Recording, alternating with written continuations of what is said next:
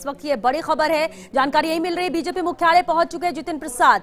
ये सीधी तस्वीरें अमित शाह के घर से रवाना हुए। पीयूष गोयल भी उनके साथ थे। पीयूष गोयल के साथ वो अमित शाह से मुलाकात पहले जितिन प्रसाद ने की और उसके बाद अब बीजेपी मुख्यालय पहुंच चुके हैं। बीजेपी मुख्यालय की तस्वीर आप देख सकते हैं जहां 3 कुर्सियां नजर आ रही हैं और कुछ ही देर में जितिन प्रसाद यहां पर नजर आएंगे। क्या वो कहते हैं सदस्यता लेने के बाद, वो भी बेहद अहम होगा। लेकिन इस वक्त की बड़ी खबर है, जितिन प्रसाद बीजेपी में शामिल हो रहे हैं, बीजेपी की सदस्यता लेंगे। अमित शाह से पहले उन्होंने मुलाकात की उनके आवास पर, उसके बाद वहां से रवाना हुए बीजेपी मुख्यालय के लिए। बीजेपी मुख्यालय पहुंच चुके हैं उत्तर प्रदेश के बड़े ब्राह्मण नेता जितिन प्रसाद। पूर्व केंद्रीय मंत्री रहे, कई मंत्रालयों की जिम्मेदारी को उन्होंने संभाला, लेकिन नाराजगी लगातार कांग्रेस आलाकमान से रही और ये नाराजगी व्यक्त करते रहे।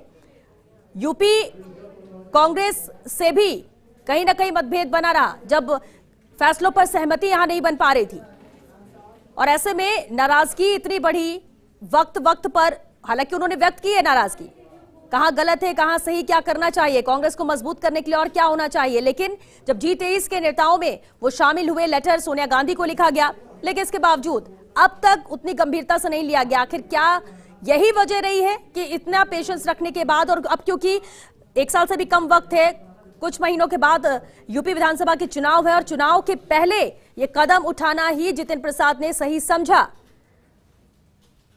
ये तस्वीरें आप देख रहे हैं, कुछ ही देर में बीजेपी मुख्यालय में नजर आएंगे जितिन प्रसाद। हालांकि बीजेपी मुख्यालय पहुंच चुके हैं, कुछ ही देर में सदस्यता ग्रहण करेंगे। तो इस वक्त की ये बड़ी खबर, जितिन प्रसाद बीजेपी में शामिल हो रहे हैं। कांग्रेस का दामन उन्होंने छोड़ा है और एक बड़ी सर्जिकल स्ट्राइक कांग्रेस पर की है बीजेपी ने। और इस वक्त हमारे साथ संजीव श्रीवास्तव जी जुड़ चुके हैं, वरिष्ठ पत्रकार है। संजीव जी, पॉलिटिकली हम देखें, राजनीतिक तौर पर कई उठापटक भी देखने को मिलती है, लेकिन जितिन प्रसाद का बीजेपी में जाना सबसे बड़ी वजह आप क्या मानते हैं? एक तो अगले साल वहाँ पे विधानसभा चुनाव है उत्तर प्रदेश में, कांग्रेस का भविष्य कोई विशेष दिख नहीं रहा यूपी में। जतिन प्रसाद, अगर आपको ध्यान हो तो 2019 के आम चुनावों से पहले भी उन्होंने काफी आंख मिचौली का खेल खेला था कांग्रेस पार्टी के साथ, और वर्चुअली एक दिन तो खबर चल गई, जैसे आज चल रही है, आज तो ज्वाइन कर लिया कि वो जा रहे हैं, बस अभी शामिल हो रहे हैं। और फिर प्रियंका गांधी का हस्तक्षेप हुआ, उनको मनाया गया, वो रुक गए। तो उनका 2-3 साल से एक मोह भंग था कांग्रेस पार्टी से, और कांग्रेस का जो वहाँ पे जिस तरह की स्थिति जमीन पे बनी हुई है। दूसरा, बीजेपी के लिए भी एक इम्पोर्टेंट उनको मैसेज देना था। इस समय ब्राह्मण कार्ड खेल रही है भारतीय जनता पार्टी उत्तर प्रदेश में। योगी ठाकुर है वहाँ के मुख्यमंत्री, और ब्राह्मण के बारे में माना जा रहा है कि इस समय वो बीजेपी से प्रसन्न नहीं है। तो एक जो कास्ट इक्वेशन का बैलेंस है, ब्राह्मण एक बहुत महत्वपूर्ण पॉलिटिकल कास्ट है यूपी में। तो जतिन प्रसाद गए, और देखिए अल्टीमेटली ज्यादातर राजनीतिज्ञ किसी विचारधारा है इसके प्रति तो प्रतिबद्ध होते नहीं। अपनी जब उनको लगता है कि कहाँ पे स्थिति उनके लिए बेहतर होगी वहां जाते हैं। तो जतिन उसी कड़ी का एक हिस्सा है, लेकिन एक बड़ा धक्का है क्योंकि नाम बड़ा है। पिताजी बड़े नेता थे कांग्रेस के। बिल्कुल संजीव जी, क्योंकि बीजेपी मुख्यालय पहुंच चुके हैं और सुनते हैं कि आखिर क्या कहते हैं जितिन प्रसाद, सदस्यता लेंगे। बहुत शुक्रिया संजीव श्रीवास्तव जी बातचीत के लिए। और ये सीधी तस्वीरें बीजेपी मुख्यालय से आप देख रहे हैं जहां पहुंच चुके हैं जितिन प्रसाद। पीयूष गोयल के साथ ही अमित शाह के आवास पर भी पहुंचे थे जितिन प्रसाद, और अब बीजेपी मुख्यालय से सीधी तस्वीरें। बीजेपी में शामिल होंगे जितिन प्रसाद, बीजेपी की सदस्यता लेंगे। मित्रों, आप सभी का स्वागत है। आज जतिन प्रसाद जी हमारे बीच में हैं। आप उत्तर प्रदेश से आते हैं और भारतीय जनता पार्टी की नीति, हमारे माननीय प्रधानमंत्री जी नरेंद्र मोदी जी के नेतृत्व से प्रभावित होकर भारतीय जनता पार्टी के परिवार में शामिल हो रहे हैं। हम आपका स्वागत करते हैं। जतिन प्रसाद जी, जैसा कि आप सब लोग जानते हैं, उत्तर प्रदेश के बड़े कद्दावर नेता हैं। आप पूर्व में केंद्रीय मंत्री रहे हैं। कांग्रेस संगठन में कई विभिन्न पदों में आपने कार्य किया है। आपके पिताजी स्वर्गीय जितेंद्र प्रसाद जी उत्तर प्रदेश के बहुत बड़े नेता रहे हैं। हम आपका स्वागत करते हैं भारतीय जनता पार्टी में, और मैं आदरणीय पीयूष गोयल जी जो आज हमारे मध्य हैं, उनसे मैं आग्रह करता हूं कि वह श्री जतिन प्रसाद जी को पार्टी की सदस्यता दिलाएं और पार्टी की सदस्यता की पर्ची उनको सौंपे।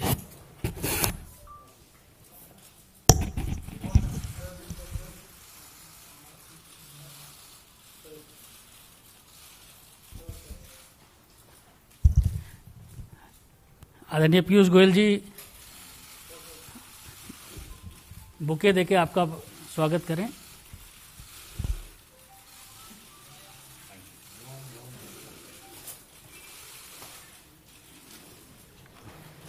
तो बीजेपी की सदस्यता ग्रहण की है जितिन प्रसाद ने। उत्तर प्रदेश के बड़े ब्राह्मण नेता जितिन प्रसाद जो बीजेपी में शामिल हो चुके हैं। ये सीधी तस्वीरें, हालांकि सुनते हैं और बेहद खास रहेगा कि आखिर क्या कहते हैं अपने संबोधन में जितिन प्रसाद। स्वागत करें आदरणीय पीयूष गोयल जी। धन्यवाद अनिल जी। माननीय जितिन प्रसाद जी ने बहुत ही छोटी आयु से उत्तर प्रदेश की सेवा में अपना पूरा जीवन झोंक दिया। मुझे अभी भी याद है, शायद इनकी उम्र शायद सिर्फ 27 वर्ष की थी जब आकाशात्मक एकदम सडनली उनके पूज्य पिताजी का देहांत हुआ। और ये मुंबई में तब काम करा करते थे, बहुत अच्छी पद पर थे। दून स्कूल से पढ़ाई की, श्री राम कॉलेज से, दिल्ली के विख्यात कॉलेज से पढ़ने के बाद MBA करने के बाद अपने काम में लगे थे जब बहुत छोटी उम्र में उनको परिवार को ये धक्का पड़ा। लेकिन छोटी आयु में भी उन्होंने जिस प्रकार से पूरे उत्तर प्रदेश में दौरा किया, उत्तर प्रदेश के अलग अलग जिलों में जाके अपनी प्रतिभा से, अपने काम से लोगों का दिल जीता। 2 बार पार्लियामेंट में अच्छे मतों से जीते। पहली बार शाहजहांपुर से 2004 में, और जिस प्रकार से उन्होंने पूरे उत्तर प्रदेश की राजनीति में एक बहुत प्रमुख भूमिका वर्षों वर्षों तक निभाई, वो हम सब देखा करते थे। इनके पिताजी का भी बहुत बड़ा योगदान था वर्षों वर्षों तक कांग्रेस में, और कांग्रेस पार्टी हो, कांग्रेस की सरकारें हो, उसमें बिना कोई पद के उन्होंने जिस प्रकार से सेवा करी थी देश की, वो हम सब भली भांति याद करते हैं। केंद्र सरकार में भी मेरे मित्र जितेन जी अलग अलग विभागों को देख चुके हैं। मिनिस्टर के नाते काफी बड़ा अनुभव है उनका, चाहे वो इस्पात मंत्रालय हो, चाहे पेट्रोलियम एंड नेचुरल गैस हो, चाहे वो सड़क परिवहन हो या एजुकेशन मिनिस्ट्री, चारों में उन्होंने अपनी छाप छोड़ी थी। मुझे तो एक पर्सनल अनुभव भी है। मैं याद करता हूं कि जब ये पहले कांग्रेस की सरकार थी तब इन्होंने बहुत प्रयत्न करके उत्तर प्रदेश में अपने क्षेत्र में एक मीटर गेज से ब्रॉड गेज लाइन कन्वर्जन स्वीकृत तो करा पाई, लेकिन उसको गति नहीं दिलवा पाए थे कि वो जल्द से जल्द खत्म हो, जल्द से जल्द वो पूरा हो काम। मोदी जी की सरकार 2014 में आए, तब ये सांसद नहीं रहे, लेकिन उत्तर प्रदेश की जनता की सुविधाएं सुधरे, उत्तर प्रदेश में अपने क्षेत्र में काम चालू रहे, उसके लिए लगातार पीछे पड़े रहे और रेल मंत्रालय के पीछे ऐसा पड़े रहे कि उन्होंने उस प्रोजेक्ट को कंप्लीट करवाया मोदी सरकार आने के बाद। तो एक प्रकार से ऐसे युवा नेता, जमीन से जुड़े हुए नेता, लोकप्रिय नेता और जिनकी प्राथमिकता समाज सेवा रही हो, जिनको देश के प्रति प्रेम हो, ऐसे एक बहुत ही कद्दावर नेता जैसे अनिल जी ने कहा, उत्तर प्रदेश की राजनीति में जिनका बहुत बड़ी भूमिका आगे मैं देख पा रहा हूं, ऐसे श्री जितेंद्र प्रसाद जी हम सबको आज हमारी पार्टी के साथ, प्रधानमंत्री नरेंद्र मोदी जी के नेतृत्व के साथ, श्री जेपी नड्डा जी की अध्यक्षता में भारतीय जनता पार्टी में जुड़ रहे हैं। मैं इनका तहे दिल से स्वागत करता हूं और मुझे विश्वास है कि इनके आगमन से पार्टी को भी बल मिलेगा और जितेंद्र प्रसाद जी को देश सेवा, समाज सेवा के लिए एक अच्छा मौका मिलेगा। जितेंद्र जी, आप भी कुछ कहना चाहें? बहुत बहुत धन्यवाद आदरणीय पीयूष गोयल जी, आपने जो मेरे बारे में जो वक्तव्य रखा। अनिल बलूनी जी, आपका भी धन्यवाद। सर्वप्रथम तो मैं आज के इस दिन भारतीय जनता पार्टी के राष्ट्रीय अध्यक्ष श्री जेपी नड्डा जी, इस देश के यशस्वी प्रधानमंत्री आदरणीय नरेंद्र मोदी जी, इस देश के कर्मयोगी गृह मंत्री आदरणीय अमित शाह जी और समस्त भारतीय जनता पार्टी नेतृत्व का मैं धन्यवाद अर्पित करता हूं कि उन्होंने आज इस भारतीय जनता पार्टी परिवार में मुझे सदस्यता और सम्मान दिया है। और ये मेरे राजनीतिक जीवन का एक नया अध्याय शुरू हो रहा है। जैसे कि आप जानते हैं, मेरा कांग्रेस पार्टी से 3 पीढ़ियों का साथ रहा है। तो ये महत्वपूर्ण निर्णय जो मैंने लिया है, बहुत विचार मंथन और सोच के बाद मैं इस फैसले पे पहुंचा हूं। और सवाल ये नहीं है आज कि मैं किस दल को छोड़ के आ रहा हूं, मगर सवाल ये है कि किस दल में जा रहा हूं और क्यों जा रहा हूं। ये मैंने पिछले कुछ वर्षों से, 8-10 सालों से महसूस किया है अपने अनुभव में, राजनीतिक जीवन में, लोगों से मिलके भ्रमण करके देश भर में, कि अगर आज कोई इस देश में असली माने में कोई राजनीतिक दल है जो संस्थागत इंस्टीट्यूशनल दल है, वो भारतीय जनता पार्टी है।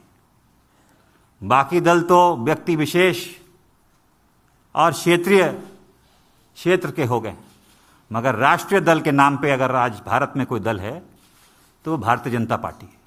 और जिस चुनौतियां और परिस्थितियों से हमारा देश और विदेश में भी, हमारी सीमाओं पे भी जो चुनौतियों का सामना कर रहा है, उसके लिए अगर आज इस देश हित में कोई दल और कोई नेता सबसे उपयुक्त और मजबूती के साथ खड़ा है देश हित में, तो भारतीय जनता पार्टी और प्रधानमंत्री नरेंद्र मोदी जी हैं। ये जो दशक है, ये भी मैंने एक वक्तव्य सुना था प्रधानमंत्री जी का, कि निर्णायक होगा भारत के लिए और आने वाली पीढ़ियों के लिए। भारत विश्व पटल पे क्या भूमिका निभाएगा, वो यहाँ सरकार तय करेगी और नेतृत्व तय करेगा।